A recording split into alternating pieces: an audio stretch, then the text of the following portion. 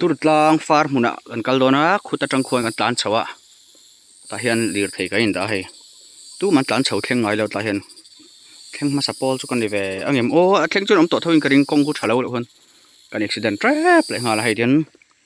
far muna kan lut don ani dai nuam hle mai far mun vlog kan hi kal dang hin amem o savom thei ron chuak lo lang ti tau om riu lakro avan dai nuam fala hi hindi training college chak lok kan ya so oman lo om bai so midang nuam hle mai hi far mun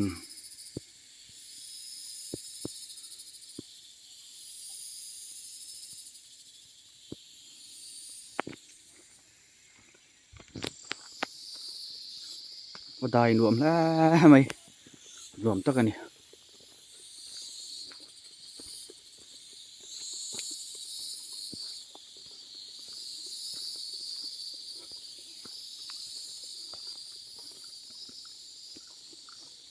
cái ai này à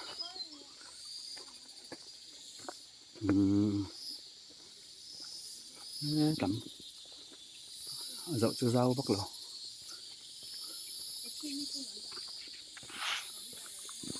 lắm thì công chúa là ống dế lạ chạc làm tên nền kiên con nên cả lăng cấn cả ông chặt khi nôm hết vào rồi kìa cháu rít tiếng chạc cả kiên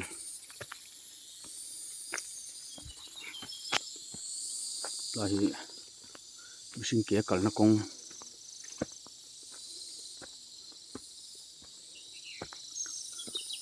cháu rít xin lóc tiếng khi là khiến in ống đâu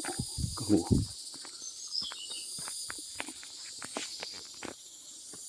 so chú nghề mấy lang sang được hết cả tầm bằng hị ăn thâu này mấy thầy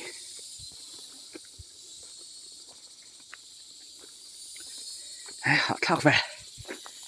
thò liền tròn lá mày vai mít té làm phiên lại nga lạ tộp đè rồi mày à số lại số anh hung số anh hung tắt mấy số làm bằng số làm bằng cho tộp đè rồi mày à khi lại khiến in ắng đâu ốm tại hiện này mình cắt lại trên nó còn tay chú tộp tắt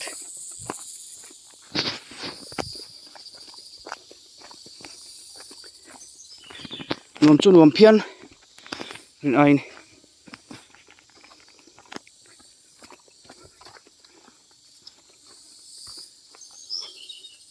đang pay đi sang này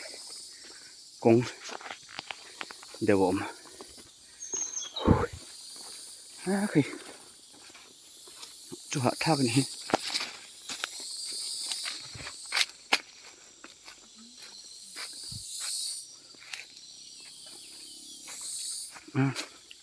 liệt liang min om tất hết làm hình cái này tí chi lâu tục min lâu om lâu chú lục lút bao giờ thơ cái giặc chém cho mày à per mình câu tắt này lâu mình para lâu chú lâu lục viao mày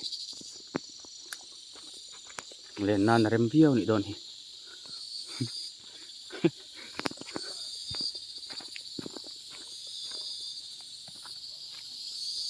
Tuan, cuma hian, far, cái bel bori, anu am riang mà, lại thiên trong hian, lại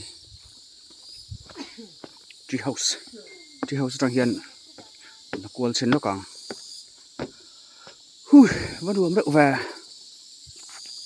thằng làm chút tắm bóc là bao hay chuan tắm bằng hết tiền ruộng lá mày